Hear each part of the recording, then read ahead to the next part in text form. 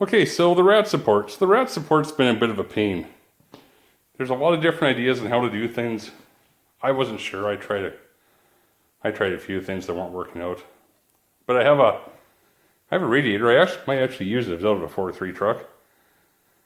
What I did is I cut this lip off that was all the way along the bottom. I didn't really want to disturb the airbag sensors.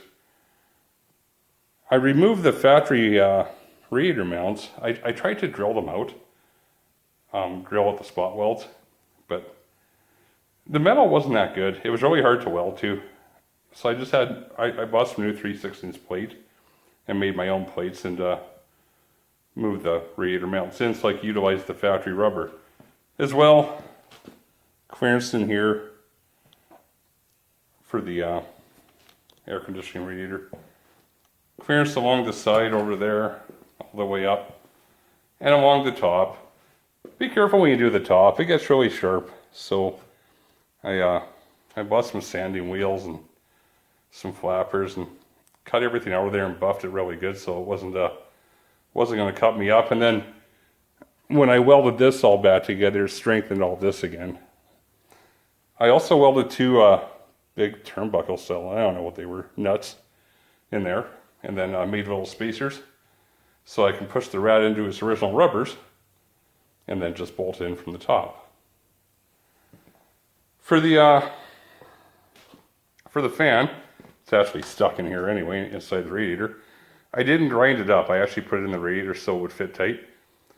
And then I just found these little pieces of metal. Oddly enough, they were out of a filing cabinet, drawer. Bought some 5/16 coupling nuts and just bent them into shape and with a little bit of interference to hold everything down. Okay, I ground down some bolts so they fit underneath, and then put everything together. So even if you wanted to just buzz those holders off, it would only take a second. You could pull everything off. So it's just easy to work with. On this side, there's one or two. If I decide to run the battery, it'll go here. If I decide not to run the battery, it'll go here. I've already tried it with the battery tray. Everything works, everything clears. So yeah, that's where we're at. The air conditioning radiator, I have dummy mounted right now. We can actually just buzz this out here.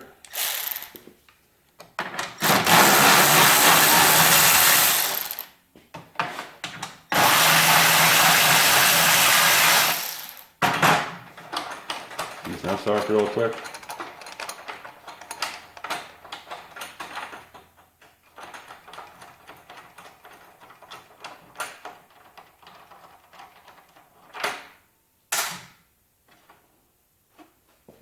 Let somebody like, me tighten them.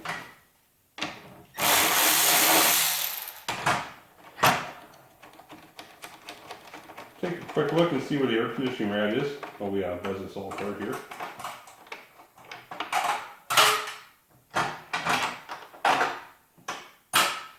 As you can see, this comes apart quite easily.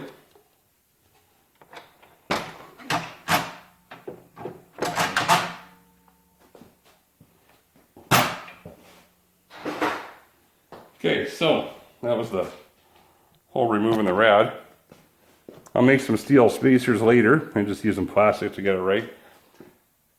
Don't make fun of my welds, I just having a hard time welding those in there. And what I found is if you use the factory rubbers, you can actually just push this down here. And what I've done is I trimmed the little slots off here so it compresses a little more. And they actually compress when the rad's in. It holds this tight, but it's not metal to metal. Okay? And then I was going to modify a bracket up here and just tack it on there. Or take one and bolt it, but I'll probably just tack it on there. That way it'll just slide out. That was kind of the whole idea. So if I tack that top one and left the factory rubbers down below, I could just slide in and out, and it's on rubber, and it's the very edge of the rad rides on this. I'm not too concerned about it. When you're going over bumps up and down, again, it's absorbed by rubber. So I thought it would work pretty good. And yeah, that was kind of what I came up with. So that was 2 days of trying to figure things out and cutting and re-welding and cutting and re-welding. I don't know what everybody else has, but I'm going to clean this up tomorrow. And I'll paint it up and put the fenders on the truck and mount everything and see what my final outcome is. But anyway, that's what I did. It's just showing people. That way, if somebody has a better idea, they can please chime in. And if it's just all I could come up with at the time. Anyway, moving on. Okay, so the heater core. So basically, we installed the heater core. I wanted to seal everything up because I'm going to push the vehicle outside while I do the Trailblazer engine swap. And as you can see by this header tube here, we had the heater core was actually hitting the header tube when it was bolted up. Now, when I was mocking this up before, I only had about 60 or 80 thou clearance, so when I put the whole box together instead of just half of it, it actually hit. Doesn't make a ton of sense to me. As you can see, if you look at those tubes, that number 6 tube is kind of coming up and toward you. I have no idea why. If they would have just made it like this one, come down, we wouldn't really have had an issue, but for some reason Edmund felt compelled to come up and over. Maybe it's aesthetics, I really don't know. It says they work with air conditioning, but it clearly will not work with air conditioning. So, out of frustration, I took the air box and I just cut the corner out. So basically the light part you see, we just cut it out of there. That was it. And once we were able to cut the corner out, and it is just the corner, we just cut along here, down here, okay? We went and bought a fiberglass repair kit, and instead of bringing the corner back and then into here, we just kind of did a 45. So this is the kit that I bought. It's just a fiberglass repair kit. And it came with some, it came with the chemical, it came with the hardener, it came with the cloth. Here's the cloth right here. Pretty thick stuff, actually.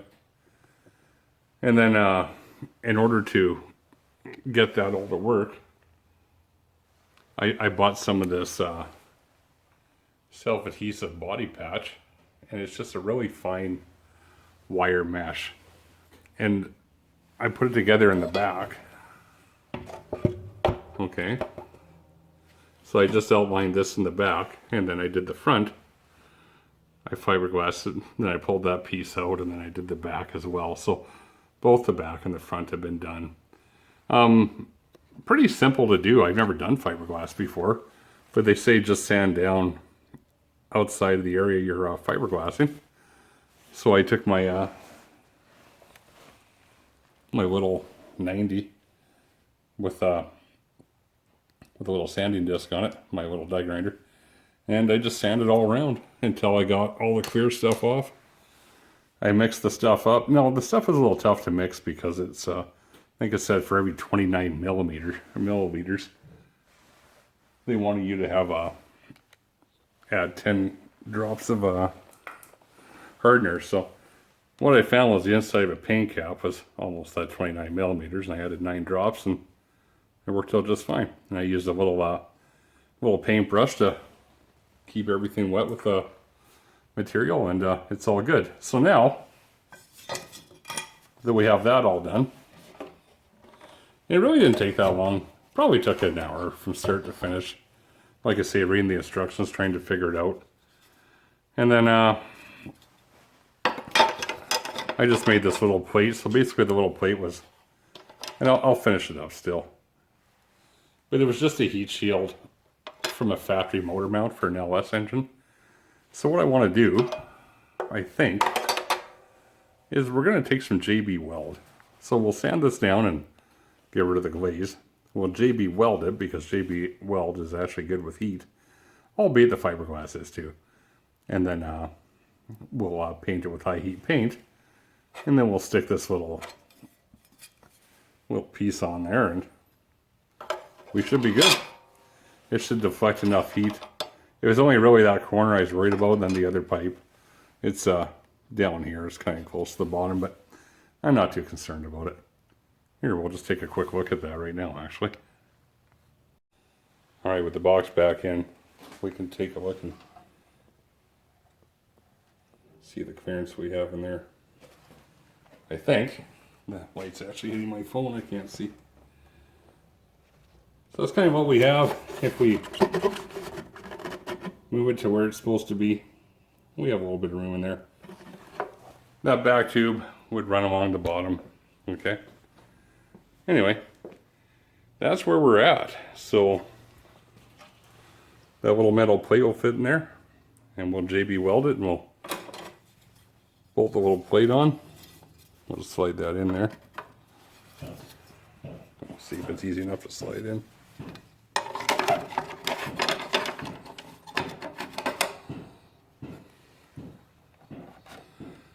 Okay, the other thing, yeah, so we have a little bit of clearance there now. What we've done also is we've clearanced the box a little bit, so we've widened all the holes so we can come up about that far and go that way about that far. So we've actually trimmed everything on the box to be able to do that. Then we had to trim along the side here so the fender wouldn't hit it, and then we bolted it all up and it went good, and then we went ahead and fiberglassed that. So that's kind of what we did to get around. Let me just shut this off. All of our box issues. Like I said, initially I posted that we had clearance, and we did. But when I bolted it up, it kind of lost that spark plug gap ×2, and I just decided to do this to it. So I hope that helps anybody that's doing this. And see, the fender's on. This is it with truck accessories, so it's tight. As a matter of fact, I don't even think I could get the radiator out of this thing without taking the fans off. But everything's in place now. Move all this stuff so you can take a look. Our mesh.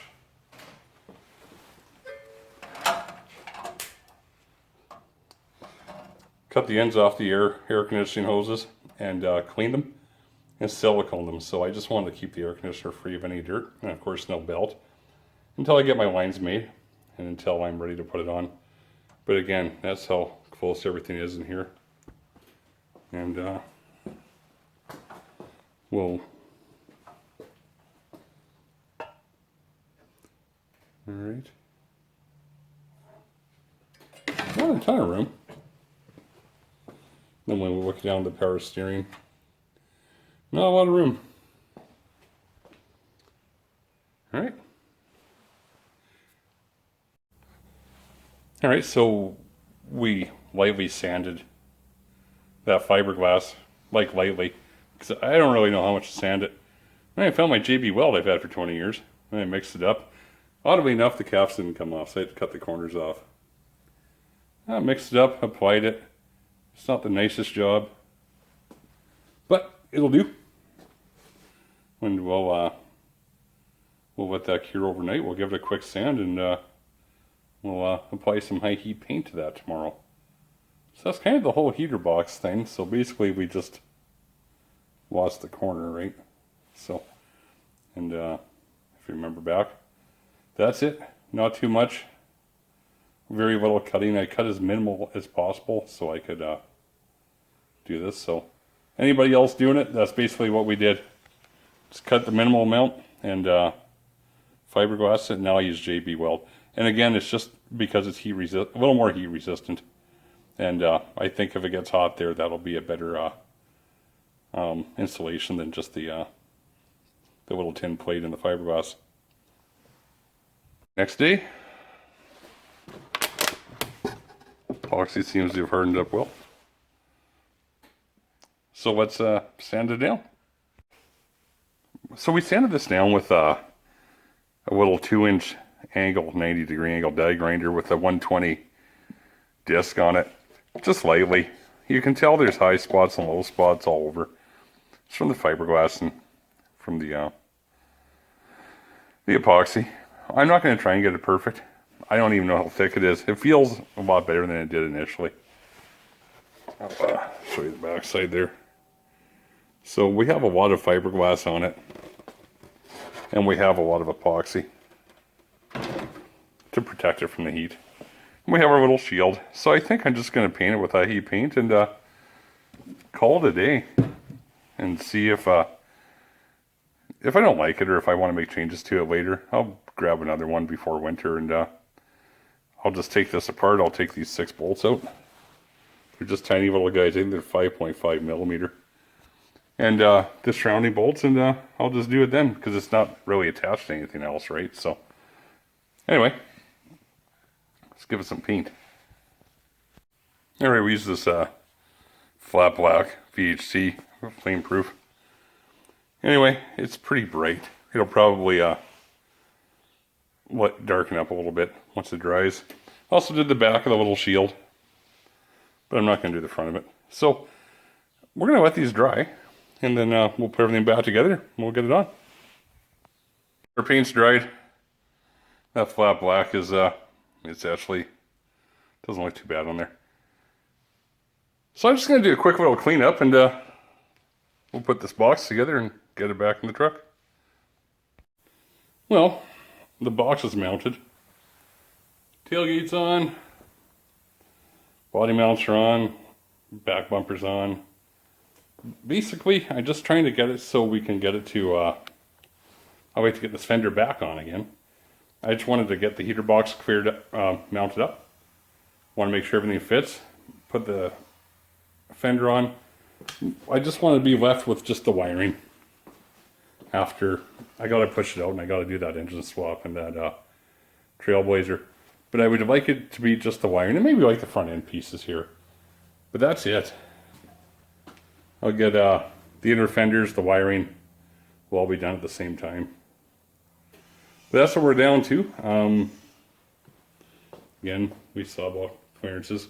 And for everybody that's thinking about the radiator again, because I didn't have a great video put it together, 2 welded nuts in here on each side, okay? And I just moved the factory mounting rubber bushings back. So I just moved it back. I actually cut them off. We drilled the spot welds off, but it didn't work out real well. I cut that off and moved them back and re-welded them on there onto a thin plate of steel. That's it. We made these out of some filing cabinet organizers. That's all that's going on there. And that's for the fan. So like I say, if you wanted to pull this radiator out, you'd have to be able to pull the fan up. I'm going to leave the fan rather tight fitting in this rad. Like a lot of people cut them up and get them slide in and out easy. I'm going to leave it so it's a little bit, hopefully the vibrations don't hurt anything. But I like to leave it so it's a little bit snug and then run those, and that should be fine. Right now, I can either run this to the battery tray. From here to the battery tray or from here to here. I'm just going to wait till I get the battery in it in the battery box. And we cut the lines to the AC pump. I think I mentioned that earlier. So other than the crankshaft position sensor, I got to drop the starter for that. I can get all the wiring. I'll leave the inner fenders out, but that should be about the end of most of the stuff. It'll just be small stuff, hoses, wiring. Hopefully we have it running in the next month or so. Unfortunately, I got to take some time away from it and do some other jobs. So anyway, we'll follow up with the heater box install. All right, so real quick, our heater box is back in. So as I mentioned earlier, we moved it up. Here's a good one. We moved the box up and slightly to the side. I had to trim this because it was actually hitting the fender. And a little bit of trimming on the top corner in there. Other than that, it was fine.